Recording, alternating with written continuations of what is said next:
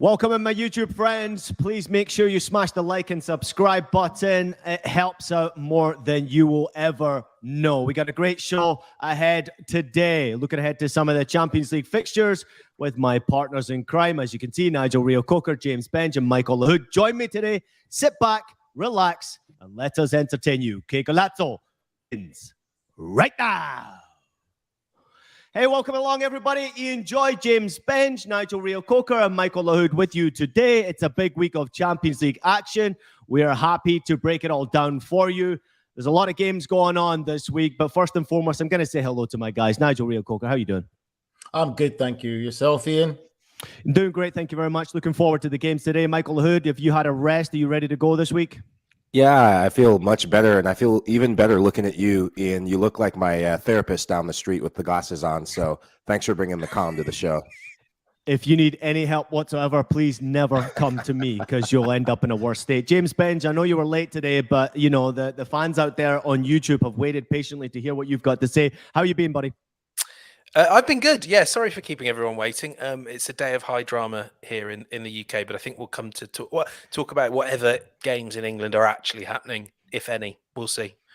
Yeah, it's pretty interesting breaking news. We'll get to it later on, what's happening with Arsenal in Europa League, but there are some cracking matches to look forward to in the Champions League. And I think there are not many bigger than what's happening in Group C, Barcelona taking on Bayern Munich. I mean, this is going to be an incredible game. Lewandowski's return, obviously.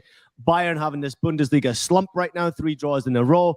It seems, Nigel, that we're set up for a perfect affair. Lewandowski comes back and scores a hat-trick and takes all 3 points. What are your thoughts?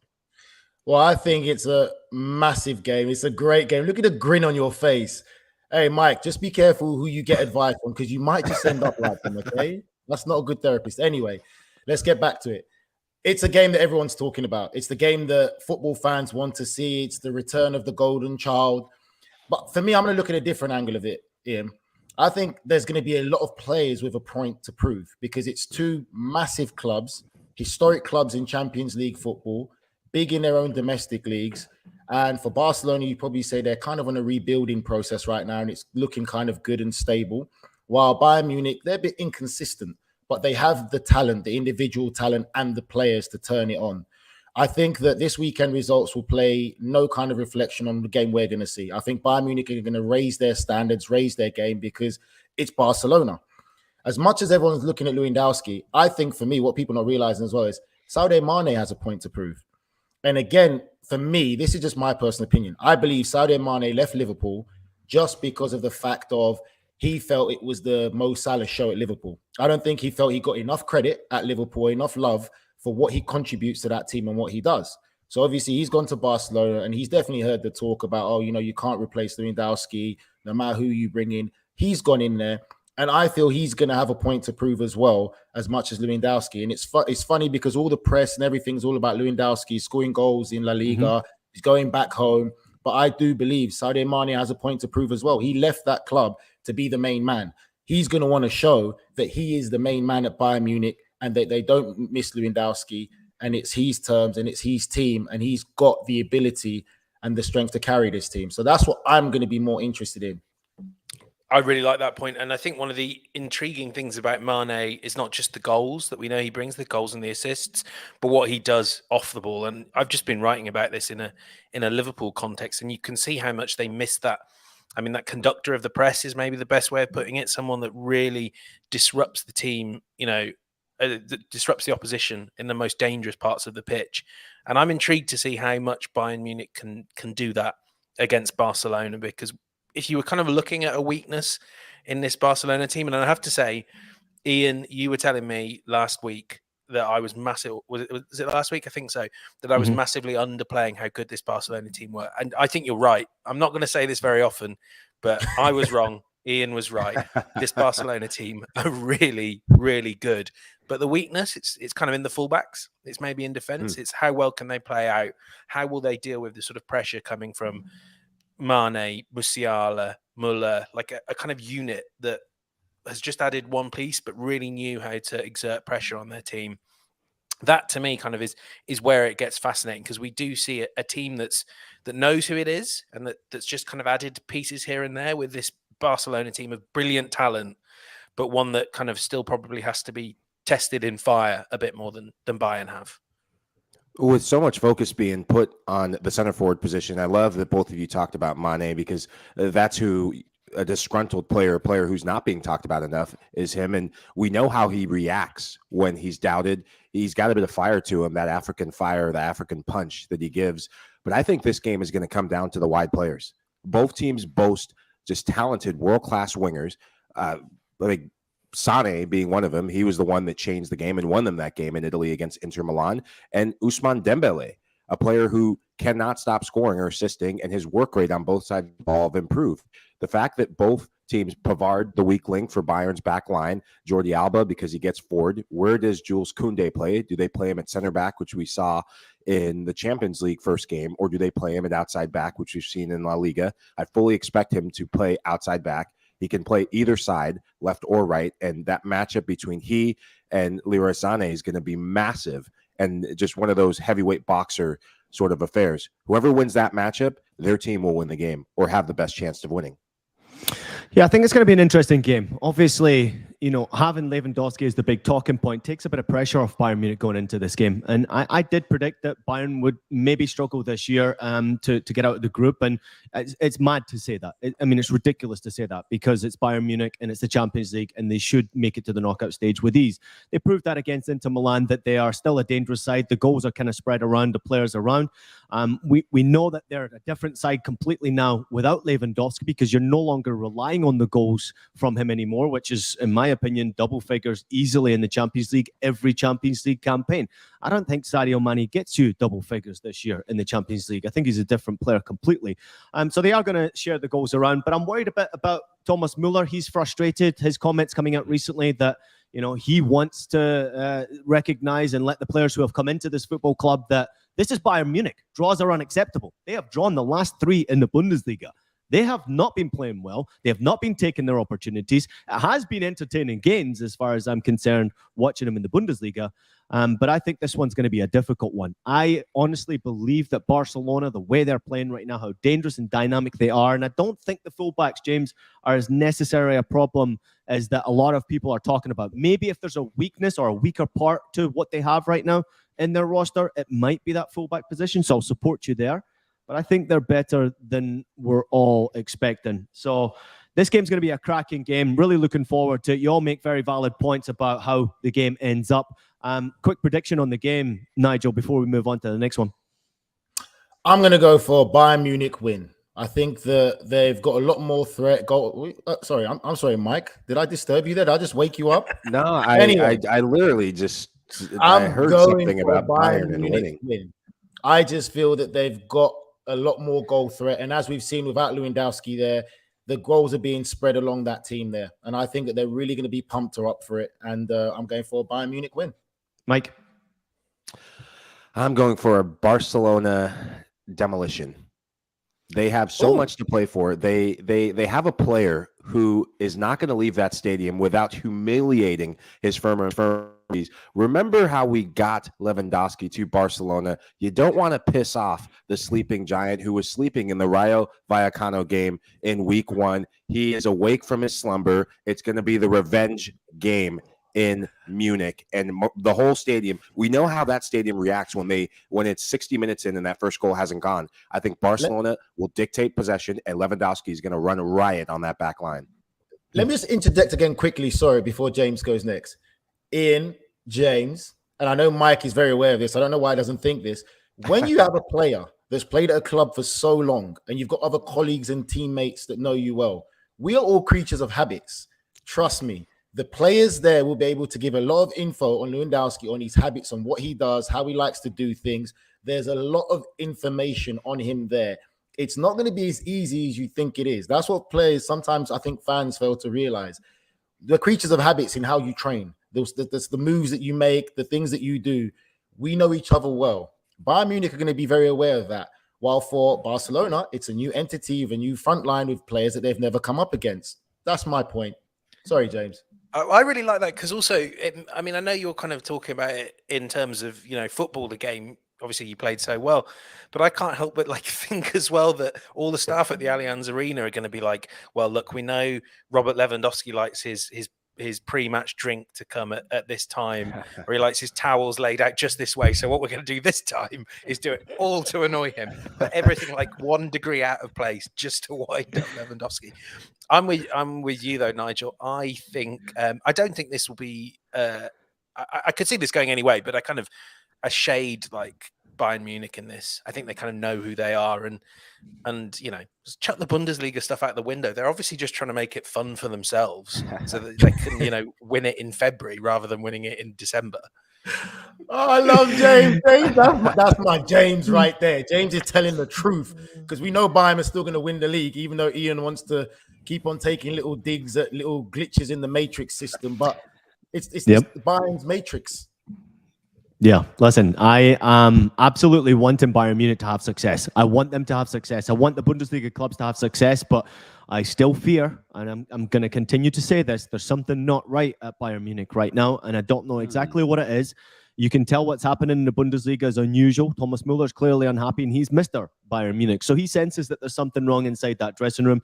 I think you all make fair predictions. I mean, Bayern Munich being at home, it's a big game for them. Obviously, Lewandowski's return. And Nigel, you'll remember these days, back in the lower leagues or back in the championship in England, when you played an away game and he used to give you flat balls as you went out for your warm-up. And, you know, on James's point right there, I can only imagine Lewandowski. I just wonder if he's going to get booed when he comes out onto the pitch in this game. I'm sure he will. They didn't like how he left, did they? Yeah. No, I think it's going to be mixed. I think he's going to get a few boos, but I don't think it's going to be that many. I think a lot of people are going to appreciate and understand that what he did for the club, the service he provided, and it's time for him to move on. If he wants to move on, let him move on. But I think that any fan that boos him will be very stupid to do so.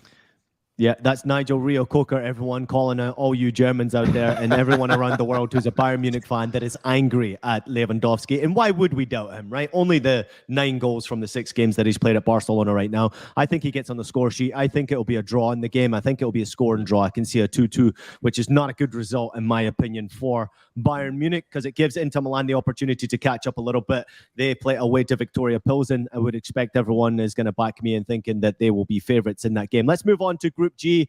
On Wednesday, Manchester City taking on Borussia Dortmund. It is Erling Haaland against his former club in Dortmund. Haaland has not been struggling, James, right now to score the goals in Manchester. He seems to have really found a home. Is this his game to really grab by the scruff of the neck and take all 3 points for City? Too good? Yeah, I mean, I'm kind of taking on board what Nigel's saying, but I suppose you have to kind of be able to stop Haaland and be able to stop City.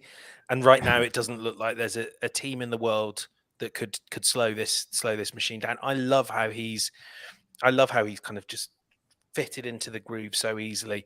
He's a lot more technical and a lot more varied than I think those of us who only observed from afar in England really appreciated. I mean, he's got the lot. I think maybe the only cause for concern, and I know it's something we'll come on to talk about over the next few minutes, has the last week kind of disrupted City's rhythm, because they are a team, I think, that actually really benefit from playing a game every 3 days. They just like rolling, and you know that because sometimes when they lose one game, the next few games get a bit fiddly, and I think they might have wished that they could have been playing at the weekend and they could keep the momentum going. But I'm clutching at straws here. I've got very little to say about these games as ever with City. They are boringly excellent. That's all I can say. But Haaland has at least given us something new to enjoy. Mike? I'm intrigued to see how Dortmund respond after getting humiliated in the Bundesliga. They're a team that has had injury woes. They rested a couple people in the back line and really can't afford any slip-ups in terms of trying to build momentum. They're a team that's caught between 2 lines. Do we compete with a struggling Bayern in the Bundesliga, or do we really make a run happens in Europe? Given that City is coming off not playing a game this weekend, I fully expect them to press them in the first 15, 20 minutes. That's what you do to test how a team responds when they've potentially lost their rhythm, when they haven't felt that impulse of playing in a high-level game in a week. So for Dortmund, can you get that early goal? Can you put some doubt in City's mind? But there's no doubt these teams' ability to score goals when they have a player like Erling Haaland. What I like about him in this matchup is his movement between the 2 center backs. He no longer has to drop so deep. Pep, you can tell, has worked with him a lot on staying high, saying, hey, this isn't Dortmund. You don't have to come all the way to midfield to help in the buildup. We have Kevin De Bruyne. We have players that can come off the bench and impact the game. And back to the Bayern point that I made, the quality of City's wingers, they no longer have to be the ones who are scoring goals. When they get into the final third, in the first half of games, you can see it's been coached in them. Pick your head up and serve balls in the box, and then get for that second ball, that knockdown in the penalty area or the top of the box for a shot. I fully expect that Kevin De Bruyne is the Phil Fodens, who is a player tipped and primed for an even better season this year, to have a big impact on this game. Yeah, I'm with you both. I think that Manchester City too good as well. James, you make a fantastic point. Obviously, City do love to stay in the rhythm. City do love to continue to push. But with this schedule being different than anything we've ever seen before, I think they'll be relatively happy that they've got this little break to be able to refocus, get back on the training ground, maybe take a couple of days off before they then come back into action. So I think we'll see a Manchester City that's hungry. And clearly we know this. City have got probably 3 separate starting 11s that could go out and get this job done against the Borussia Dortmund side. As Mike touched on, they were hammered, and I mean absolutely hammered by Leipzig at the weekend. They were very poor. I want to tell you a couple of the players that are missing for Borussia Dortmund, because they're missing a ton of players, and clearly it's unfair. That's what's happened to them with Sebastian Haller, obviously going through his chemotherapy right now. We want to wish him all the best. Sebastian Haller. Too many games I've been doing, that's why. Bino Gittins is missing with a shoulder injury. Daoud is missing with a shoulder injury. Haller going through his recovery. Kobel is missing, the goalkeeper, from a tear in his muscle. We've got Lutka missing. We've got Moret missing. We've got Nico Schultz missing. I mean, they are missing time and time again, so many players. Nigel, I want to know what you and your son think about Manchester City in this game. We know you're busy. We know you got your hands full, but we're so happy to have you with us. And introduce the little man to us before you let us know your thoughts on City Dortmund. Yeah, this is little Roman there making his debut on the show today. Just lovely. Waking up, say hello. I think, you know what, everyone's made some great valid points. And I think for me, one thing that people haven't mentioned is this. I'm very scared of the bromance that's blossoming from understanding the football perspective between Haaland and Kevin De Bruyne, because that bromance is truly blossoming. There's a great understanding. You can see that there's great connection there, not just on the training pitch, but they're taking it now into matches. It's like telepathic understanding, and that's only going to get better and better. And then one of the best, obviously, assist players in the world right now is Kevin De Bruyne. And the thing about Haaland is he is a goal poach. He's a natural goal scorer. And James made a fantastic point. He is a lot more technically gifted than people realize. He's not just the old school fashion, big center forward, strong, holds the ball up well, brings up play. He really is technically good with his feet, and he's just a natural finisher. Again, with Dortmund, Mike made a great point as well. It's a reaction. We're going to wait to see how they're going to react in this. And to be fair, of all teams you want to play, this is the last club you do want to face when you've just come from an absolute tonking. You don't want to face Manchester City. Yep, no need to go around the horn here on our predictions. I think we're all pretty much guaranteeing that Manchester City should get 3 points here unless we see this immediate reaction from Borussia Dortmund after a humiliation against Leipzig this past weekend. I'm also not sure if Anthony Modeste is the answer, by the way, up front for Borussia Dortmund. Just going to say it right there. The old man's struggling to score goals for Dortmund. He's no replacement for Haaland. He's certainly no replacement for Sebastian Haller. That one's for you, James Bend, as well. So great to see, Nigel. Before we move on to Group A, it's great to see. This is what happens. This is a working life right now. We all have families. We all have children. And you just got to get on with it. So I must say, a big pat on the back to you as well, just getting on with it. You've got your kids around you there, so it's not easy to do, but I love to see this from you. Making it work, eh? Good people as well, so that's fine. It's all good fun.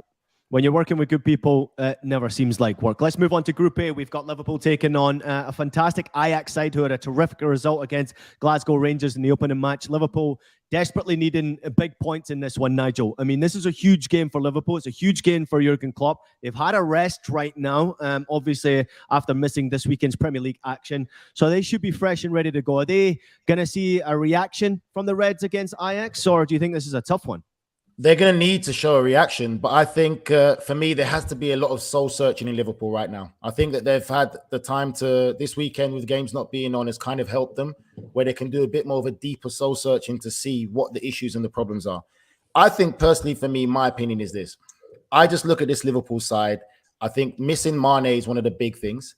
Injuries hasn't helped. There hasn't really been an evolution in the midfield role for Jurgen Klopp and his style of players. You look at Arthur that they just got in, very similar mold to Henderson, Milner. His midfielders don't contribute enough to get goals. It's always been about the front three. That's Jurgen Klopp's coaching style and how he's always been and how he's always done his work.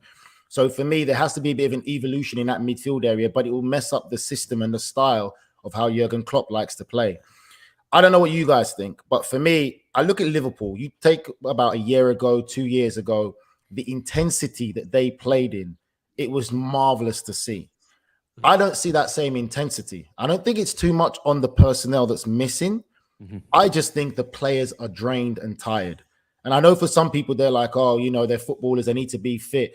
People don't understand when you're working at that kind of intensity in the modern game consistently for 3 or 4 years, it does take out in you.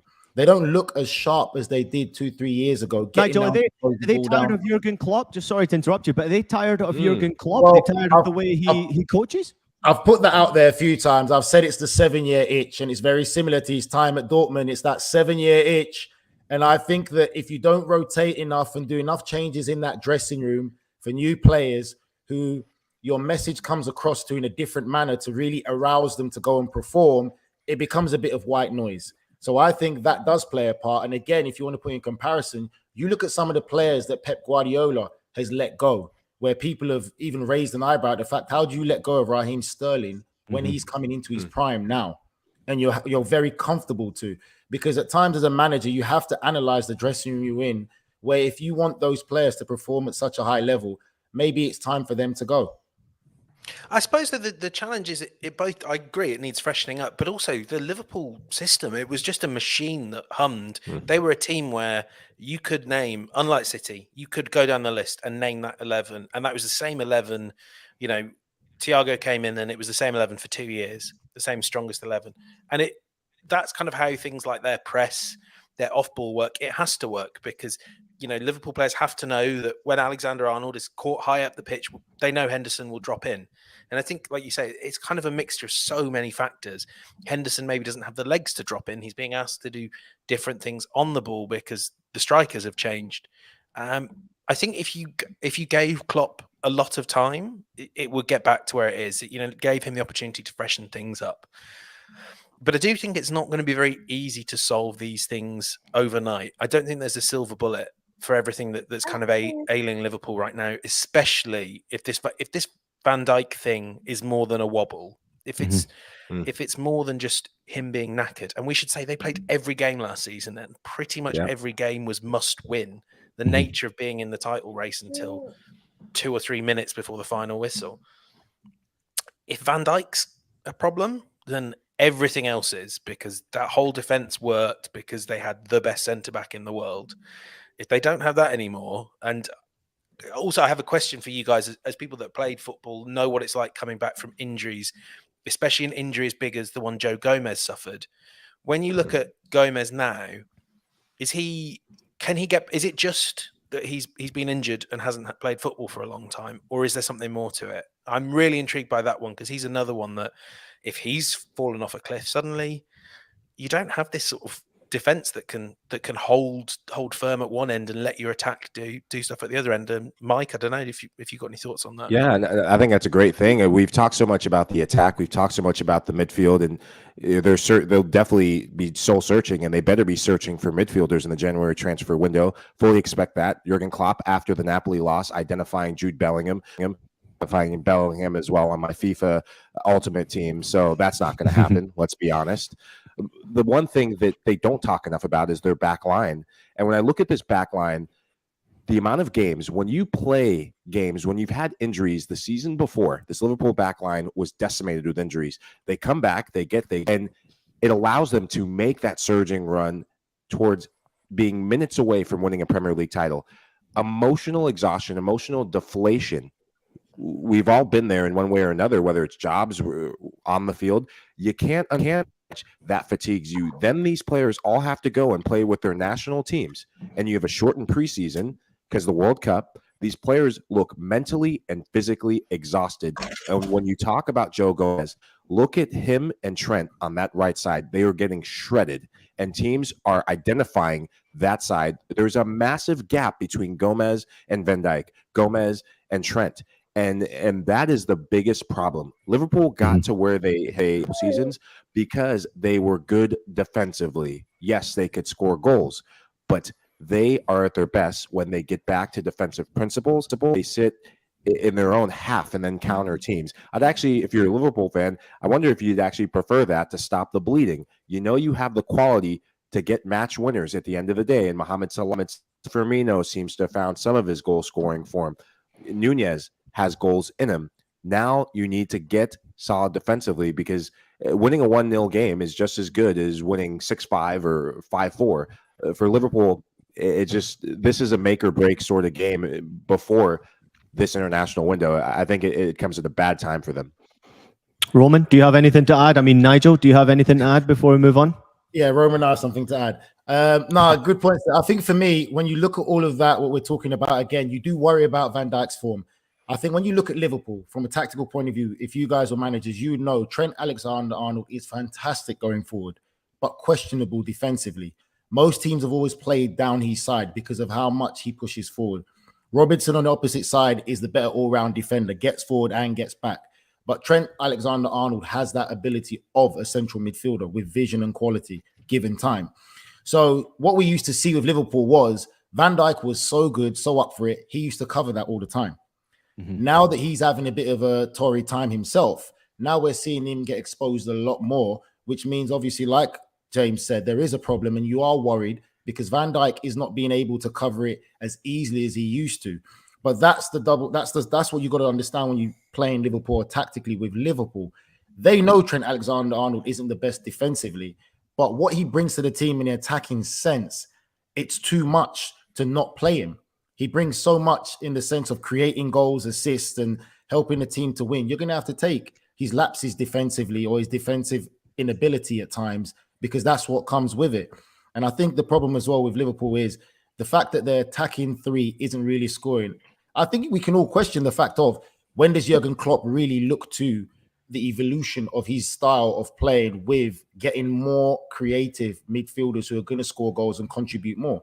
Thiago's a start, but you can still see they need to go a bit further in the sense to look at Manchester City, where we just talked about how they play and the abilities that they have there.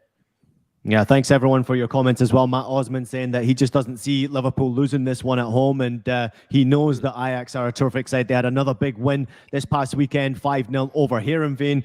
I have been super impressed with Ajax Amsterdam. I did not expect to see this type of performance from them after selling 200 million euros worth of players gone out the door. They just continue this rotation of players coming through their system. Mohamed Kudus absolutely blew me away against Glasgow Rangers. He scored a double at the weekend as well. Simply sensational footballer. One player to keep an eye on if you're watching around the European leagues. He is one that is just going to be well and truly up there when it comes to transfer rumors. I think Alfred Schroeder's got his job going well right now, but he certainly has his work cut out for him against Liverpool at Anfield. Quick prediction from you, James Benj, before we move on, and then Nigel, and then Mike. Yeah, I would go 3-2 Liverpool, kind of reflecting the fact that I don't think this will be easy, but, you know, sometimes Liverpool's luck will come good in front of goal. Oh, James. I'm going 3-2 Ajax. I love that. I'm going Ajax. I'm telling you. I think the misery is going to continue at Liverpool. I'm going to follow that up with a 2-1 Ajax win. I think the Anfield crowd, you'll never walk alone, can only last so long. And yes, maybe they get that early goal, but this Ajax team will be smelling blood in the water. Their front three, they're ruthless. We saw it against Glasgow Rangers. Dusan Tadic has Premier League experience coming back in the fold. And just Kudus, a young player who will want to test himself. And what I like about their ability with that front three, the movement, interchangeability between that front three. Bergwijn will give speed and behind. Liverpool struggle with wingers that have pace and are so direct. We saw that against Cavada for I almost said Nashville. I wish Nashville hot fried chicken. It's a good thing. Napoli, the Nashville of Italy. No, for Napoli. And Marcus Rashford's pace in behind with United. I really think that's going to be the difference, that direct play from Ajax down the wings. I think you're both mad. I think Liverpool losing their first 2 games in the Champions League is something that we won't see. Maybe you could see a draw in this game. I can give Ajax a lot of credit. I hear you, and I see you. I think they've done so well and they deserve the respect, our respect, and they're certainly getting it. But I think we'll see a Liverpool reaction this game. I want to see a Liverpool reaction this game to make the group very interesting. For all you out there listening or watching on, I did catch up with the great, the legendary Fabrizio Romano this morning. We talked a lot about Liverpool, transfer rumours. We talked about negotiations of contracts. We talked about players missed. And we talked about the future for Liverpool Football Club. So please feel free to go to our YouTube page, subscribe. Make sure you like every single video on there, especially the ones that I'm involved in. And also make sure you follow Fabrizio Romano because he is legendary when it comes to breaking news. Go back to the Group A. Listen, James, I think when you see what's happening with Rangers-Napoli game being moved to Wednesday, first and foremost, I want to know your opinion if you think that's the right decision to move that game. But also, I'd like to get your opinion on the game for Napoli. They've started off terrifically well, blown us all away. Serie A doing well. Clearly, big win in the Champions League. Are they going to be too strong for Rangers? Or, as you witnessed last year in Europe, Rangers, Ibrox, it's a different animal? It is a different animal, isn't it? I still think Napoli are going to be too strong. I mean, the way that front line took Liverpool. I mean, we have to say Liverpool were bad, but they took them to the cleaners. And I think they will be. But, as you said, Ian, Ibrox is a different kettle of fish. And maybe this is the game when we really discover, can Rangers be in the mix? I think seeing Napoli do well makes it look a lot more difficult. As for sort of pushing the game back by a day, they didn't really have much choice in the end. I mean, obviously we can come on to talk about this from an Arsenal perspective as well, but just the nature of arrangements around the late Queen's funeral means that and her procession through the United Kingdom means that there wasn't the police available. I mean, that's the same thing I'm hearing just now on Arsenal as well. Just taking a phone call just now to get the latest on that. Their game against PSV Eindhoven has been postponed. They're telling me that they will somehow try to find space in a fixture list where at the moment they're playing a game every 3 or 4 days. It looks like an impossibility.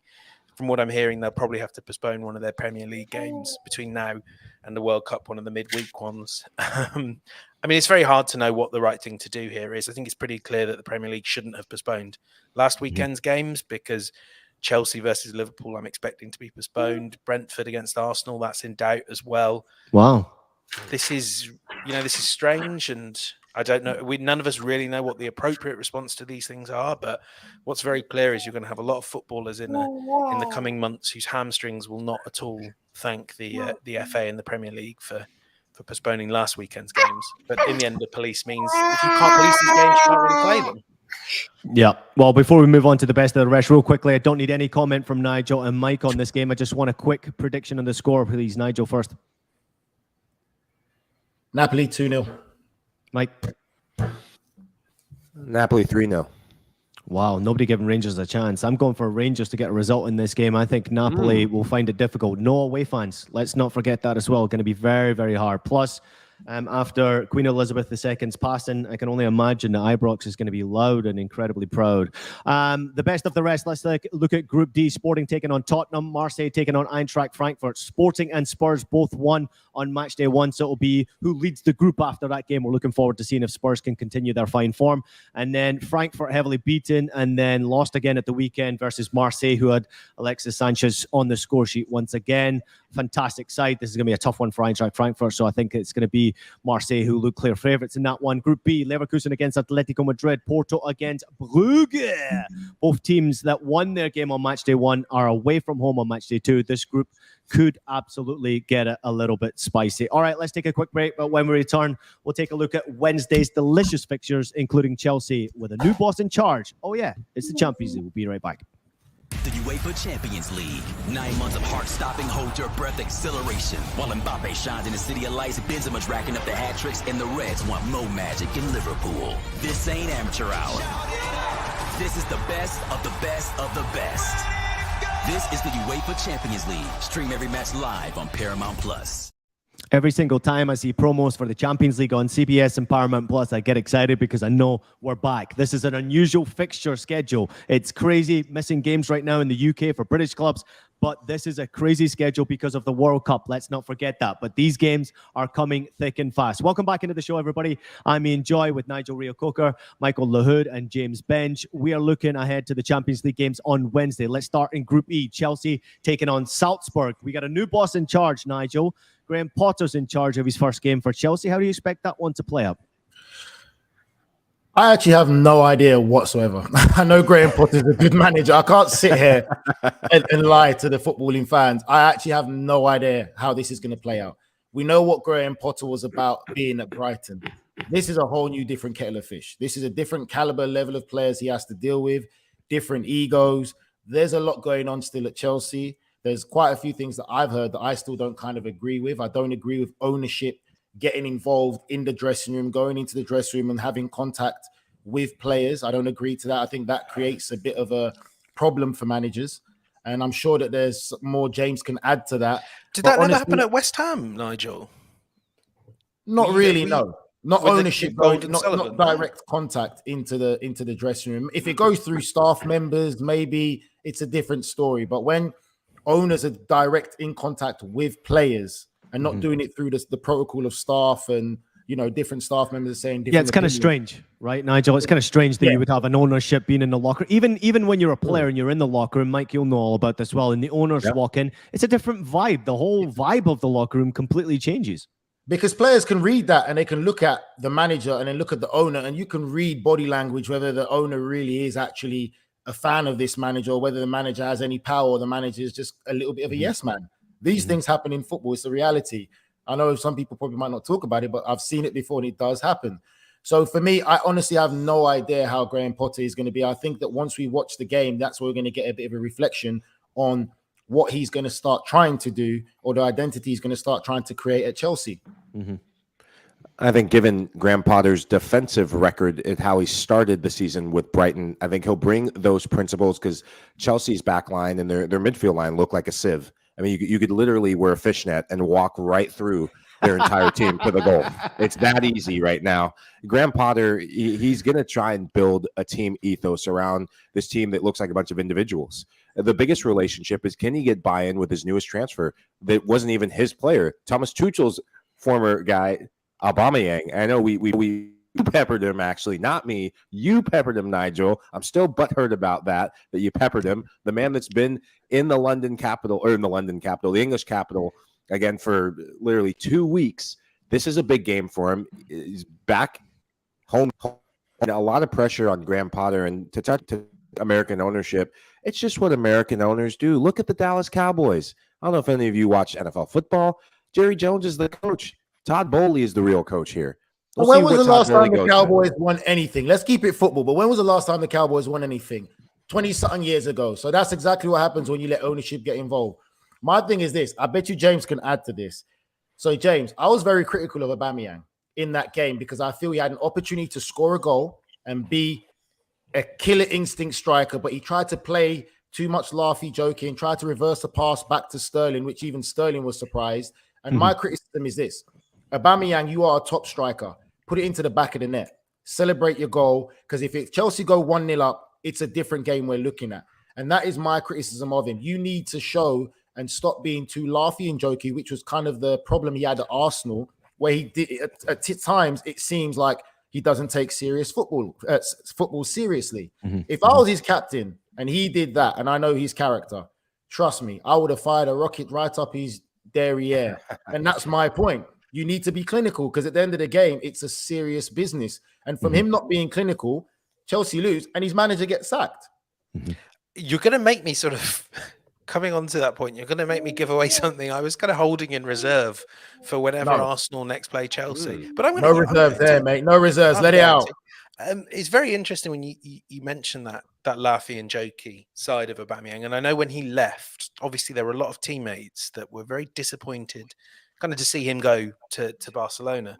But actually that changed when the All or Nothing, to an extent, that changed when the All or Nothing documentary came out. And they saw that laughy, jokey side and not necessarily taking things seriously when he'd been thrown out of the first team.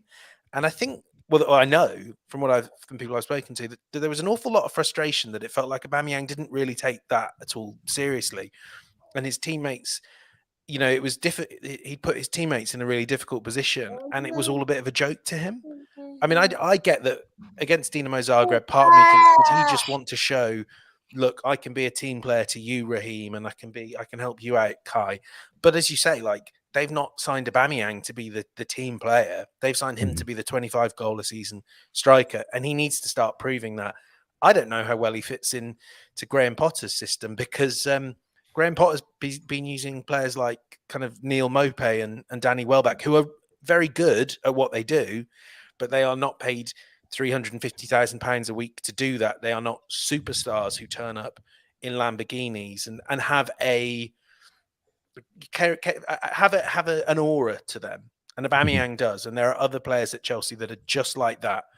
And Potter has to prove he can manage that. I love him. I think he's a good technical fit. He'll play the same sort of defensive possession that Tuchel did. But is he, can he manage superstars? You guys will know that's very different.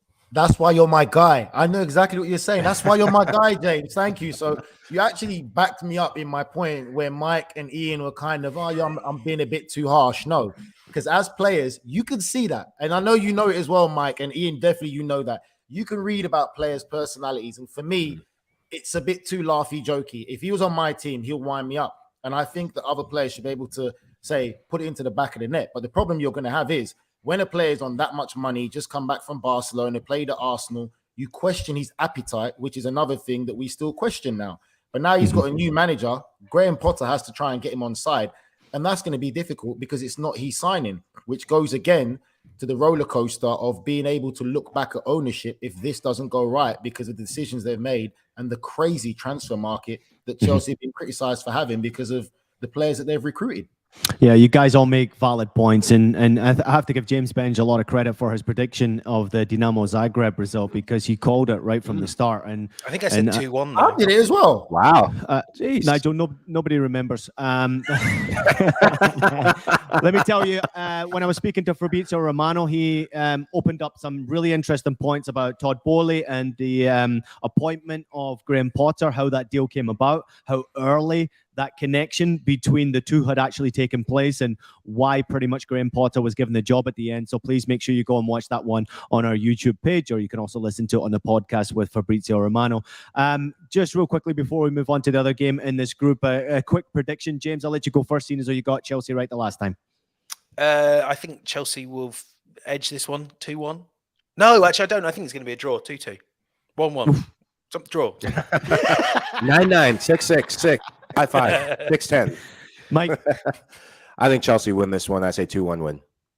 Nigel? Yeah, I'm going to go Chelsea 3-0. Chelsea 3-0. I'm going to go for 2-0 Chelsea. I think you see a reaction. Graham Potter's first game in charge. We would expect to be a top performance. And just to wind you both up here, Aubameyang gets on the score sheet in this game as well. AC Milan looking to take on Dinamo Zagreb. Obviously, the other game in this group, Milan with the 1 point after their draw against Salzburg, taking on Dinamo Zagreb, who have 3 points right now. They're away from home against AC Milan. Milan obviously looking for their first win, but could Zagreb spring a surprise and remain top of the group at the end of this day? Real quickly, Nigel, we'll come to you quick on this one. I think it was a great performance against Chelsea, but for me, Milan are a complete different opposition. You know, they're a club that looks a lot more stable in the structure of what they're doing and what they're building. And I feel that Milan just have that quality and a different kind of threat. You know, Giroud's been on fantastic form, and I think that he will get goals there. So I'm going to go for a Milan win. Mike? I'm sticking with that. They will have learned from watching Chelsea's lethargic performance against Zagreb and not underestimate this team. The fact that Rafael Leão does not have to worry about a match in Serie A. He will go all out. And when he goes all out, good things happen for Milan. I say 2-0 Milan win. Yeah, I think maybe Dinamo have kind of jumped the gun a bit, and maybe it's best to build your way up to shock status. And I think maybe the rest of this competition might be a bit tough for them. So I'm going to go 2-0 Milan. I'm going to agree with you. I think Milan get the job done. Maybe that's my heart talking over my head. However, if Dinamo Zagreb treat this one like a cup final and they bring the same spirit and appetite, it could make this game very interesting because Milan are a little suspect at times defensively. They do concede goals. Obviously, they rely heavily on what they've got going forward as well, and they're dangerous. Olivier Giroud in great form right now. I know that pleases James Benge a lot. Oh, yes. But let's move on to Group F. Real Madrid taking on Leipzig. Now, Leipzig, new man in charge after Domenico Tedesco got fired following their terrible performance and result against Shakhtar Donetsk at home in Group F. They now travel to Real Madrid with Marco Rose on the bench. There's no Karim Benzema, but Real Madrid looked pretty hot at the weekend. Michael, I know you're pretty hot on what Real Madrid are doing right now. I love the youngsters, and it's youngsters who are taking control of the team. Brazilians, that is, Vinicius and Rodrigo. Rodrigo playing like Karim Benzema, run for a beautiful goal in La Liga. And that's yesterday. I said that I had a lot of energy in my system. I was watching the highlights of that goal over and over in the shelter that I was sitting in doing the show.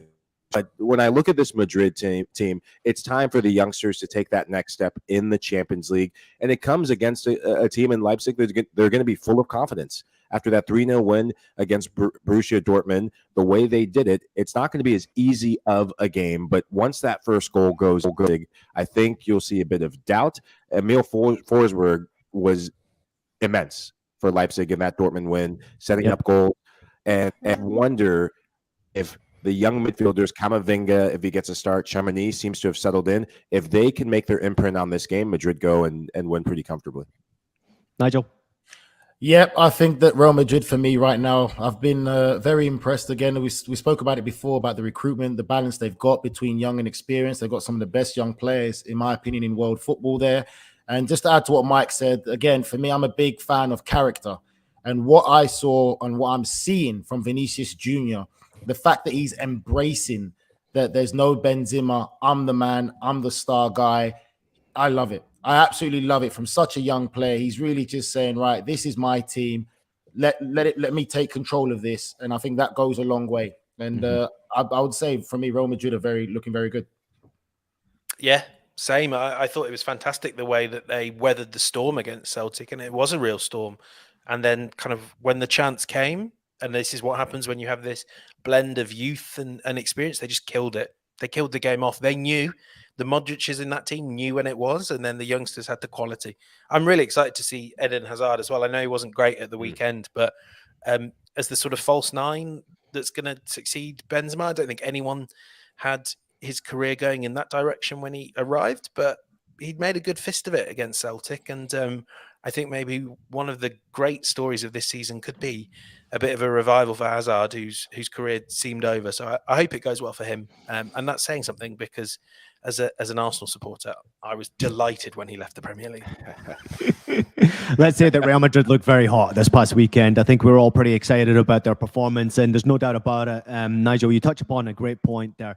You need leaders to step up when clearly leaders are missing at times for Real Madrid. And Vinicius Jr., the way he was waving the support at the weekend, I mean, that was a terrific win over Mallorca. It was a comeback win against Mallorca as well. So this was a great response from them. And to your point, James, as well, Eden Hazard, I believe he was taken off after the hour mark. Hopefully he's okay, ready to rock and roll for the Champions League, because that's where he deserves to play. Let's hope we see the best once again of Eden Hazard. Let's hope he's back 100% healthy and they get the job done against Leipzig. It won't be easy. Leipzig, after a big victory, new boss in charge. I thought Dominic Szoboszlai was terrific at the weekend.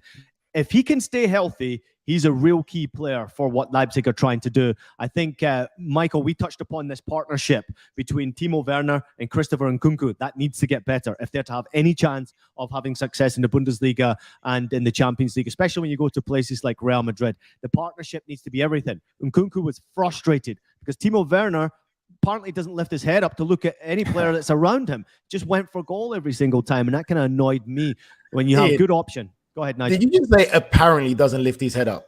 Did you see him at Chelsea? It's not apparently there. He doesn't look sideways either, because he's always offside. It's just head down and run with it. Let's just go. But again, let's be real, Ian. There could be an element of jealousy and egos there. That's what we've got to be honest to football fans. You know, this is Nkunku's team since Werner's left, and now he's coming in again. he might want to try and get his reputation back to where it is. So there could be a bit of selfish element there. And for me, when you kind of see that happening in one game as a manager or a coach, you got to sit them both down and let them know when you're both successful, we're successful. You need to leave all of that kind of school ground childish stuff out of this football club. Nigel, give me your prediction on that game, please. Oh, gosh. Go with me last. I want to see what you predict. I can put it in my accumulator. All right, I'll go first. Say a 3-1 Madrid win. I think that 1-2 punch of Werner and Nkunku, they will cause troubles on the counter they're rapid in their pace and transition. I think in the end, Madrid just will outlast them, and the goals will come in the second half and come in the latter stages. James? Yeah, 2-0 Madrid. Nigel, coming back to you. Oh, why? See, I love how Ian always goes last because he kind of puts what we're putting together and then he just makes his own. All right, I'm going 3-0 Real Madrid. That's what happened when I'm driving the bus, right? I get to turn whatever direction I want to go in here. I'm going for a draw in this game because I'm very much drinking the Bundesliga Kool-Aid. I think you'll see Leipzig get a couple of goals in this game. If Real Madrid score 3 or 4, they'll win this game, no doubt about it. But I think we'll see Leipzig get a couple. I really believe that. Defensively, I don't think they can stop Real Madrid, but I can see maybe a score and draw in this game higher than a 1-1. So I'm going to go for a 2-2 draw. Let's hope that's the case. Real quickly on prediction from Shakhtar against Celtic. The game's being played in Warsaw, Poland. Celtic obviously trying to get up to scratch in the Champions League after being beaten at home by Real Madrid. Good first half performance. Shakhtar convinced a victory against Leipzig. They are at home, away from home. Obviously, the match being played in Poland. James, I'll start with you. Shakhtar, Celtic. All I need is a result. Let's say 2-2. Nigel? I'm going to go 2-1 Celtic. If they can match that performance that they put in against Real Madrid and then be a bit more clinical, 2-1 Celtic. Mike? I'm going 3-1 Shakhtar. This is a good young team. They're unified. That sense of playing for something bigger than yourself, Celtic being away from home, that'll come back to bite Celtic in the back bum. I go Shakhtar 3-1. Yeah, but you're forgetting that Shakhtar also playing away from home in this game, Michael Hood. I'm speaking never away from home. Have you seen the Celtic faithful? They're never away from home. But you see it with the Ukrainian national team. They didn't make the World Cup, but they have something that bonds this group together in ways that's special. And to go and have that behind your sails, even though you're playing away from home, I think that's an X factor. Yeah, that is an X factor. However, I'm going to speak with my heart on this one. I'm going for a Celtic victory to surprise the whole group here. I'm going for Celtic and Ange Postecoglou. And I know, James, you saw the news this morning that Brighton were apparently interested in Ange Postecoglou. He's doing a phenomenal job, and he's going to want to make sure they get their first points. It could be a draw, but I'm going to go for a Celtic upset. I think Celtic get the job done. Let's have a look at the best of the rest. Go on, Nigel. I said Celtic, Ian. I'm with you as well. Okay, I'll support you. Thank you very much, Nigel. And Roman, I appreciate that support. Let's have a look at the best of the rest of the action on Wednesday. Copenhagen against Sevilla. I mean, pretty much a big game right there. It's the best of the rest in Group G, possibly fighting out for a Europa League slot. Juventus against Benfica. Allegri under pressure at Juve. He needs a win, I think, after this crazy game at the weekend.